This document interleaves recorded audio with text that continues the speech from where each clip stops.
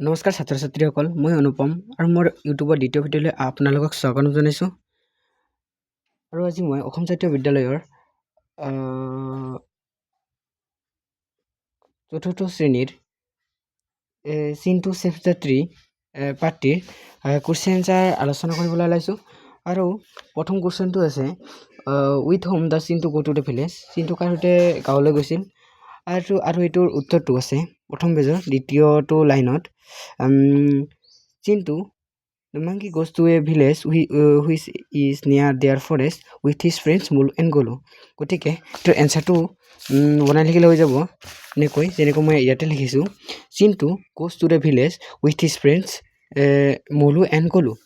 গতিকে এনেকুৱা এইটো আপুনি চাই ল'ব পাৰে ইয়াৰ পৰা, উইথ হিজ ফ্ৰেণ্ডছ মুলু এণ্ড গ'লো।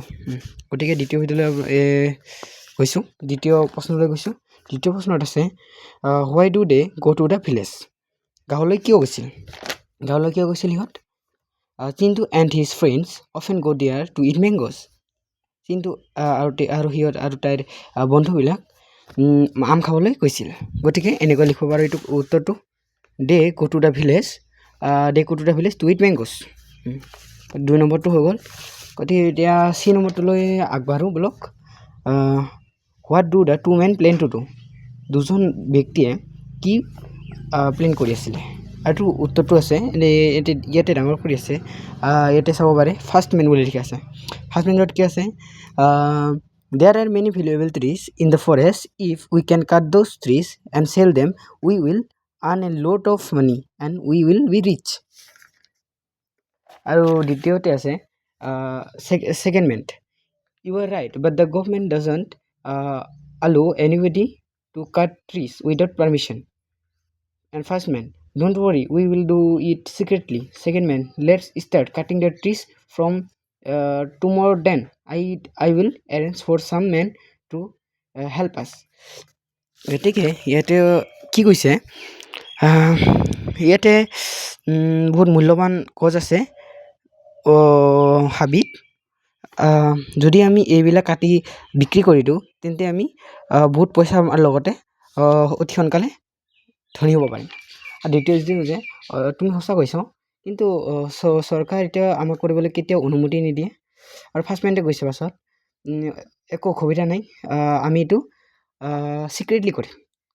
আৰু পিছত ছেকেণ্ড মেনজনে কৈছে ঠিক আছে দিয়ে, তেন্তে কালিৰ পৰা আমি কামটো আৰম্ভ কৰোঁ আৰু মই কেইজনমান আৰু মানুহ যোগাৰ কৰোঁ আমাক হেল্প কৰিবলৈ। গতিকে এইটো এনচাৰটো এনেকৈ শ্বৰ্টলি লিখিবলৈ হ'লে লিখিব লাগিব ইয়াৰ পৰা, the two men plan to cut the valuable trees from the forest secretly. লিখিব পাৰে ইয়াতে আছে the two men plan to the cut valuable trees from the forest secretly. আৰু এইটোৰ পাছতে দুই নম্বৰ প্ৰশ্নলৈ আহোঁ বলক। হোৱাই চিনটো এংৰি উইথ দ্য টু মেন। ওপৰত চিনটোৱে সেই দুজন ব্যক্তিৰ ওপৰত কিয় খং কৰিছিল। এতিয়া মই ইয়াৰ পৰা বুজিব পাৰোঁ যে ইয়াতে আছে হ'ব পাৰে কনভাৰচেশ্যনত আছে, এনেকুৱা আছে Chintu hears their conversation, he doesn't know' what to do,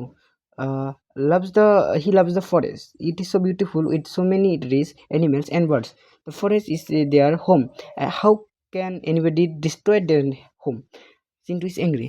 গতিকে সেই দুজন ব্যক্তিয়ে যে গছবিলাক কাটিবলৈ পৰিকল্পনা চলাই আছিলে, সেইবাবে তোৰ বহুত খং উঠিছিল।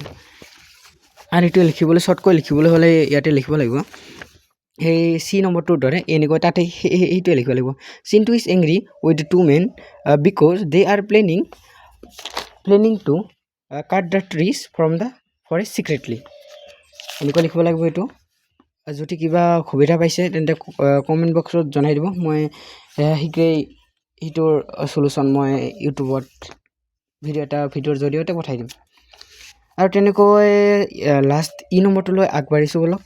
ই নম্বৰ কুৱেশ্যনটো কি আছে, where do Chintu's friend Rana and Raja live. আৰু এইটোৰ এনচাৰটো ওলাবলৈ হ'লে ইয়াতেও চাব লাগিব, ইয়াতে আছে যে ভালকৈ পঢ়ি চালে আপোনাৰ বুজি পাব যে চিনটোজ ফ্ৰেণ্ড দুজন যে আছিলে ৰাণা এণ্ড ৰাজা, সিহঁত গাঁৱৰ ওচৰত থকা হাবিৰ ওচৰত থকা গাঁৱত বাস কৰিছিলে। গতিকে এইটোৰ এনচাৰটো হ'ব এনেকৈ, Chintu's friend Rana and Raja live in a village near the forest. হাবিৰ ওচৰত থকা গাঁও এখনত বাস কৰিছিলে দুজনে। গতিকে এই কেইটা আছিলে প্ৰশ্ন? ছটা প্ৰশ্নৰ বাহিৰে মই আৰু লগতে এই 2 নম্বৰটো মিলাই ল'ব পাৰে, যোনটো আছে মেথছ কলম এ উইথ কলম বি। গতিকে এইটো চাই ল'ব পাৰে, এনেকুৱা হয় এইটো। মই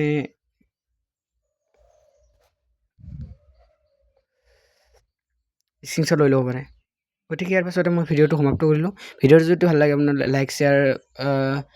লাইক কমেণ্ট শ্বেয়াৰ কৰি দিব, লগতে চেনেলটো এনেকুৱা ভিডিঅ' পাবলৈ হ'লে চেনেলটো ছাবস্ক্ৰাইব কৰি দিব।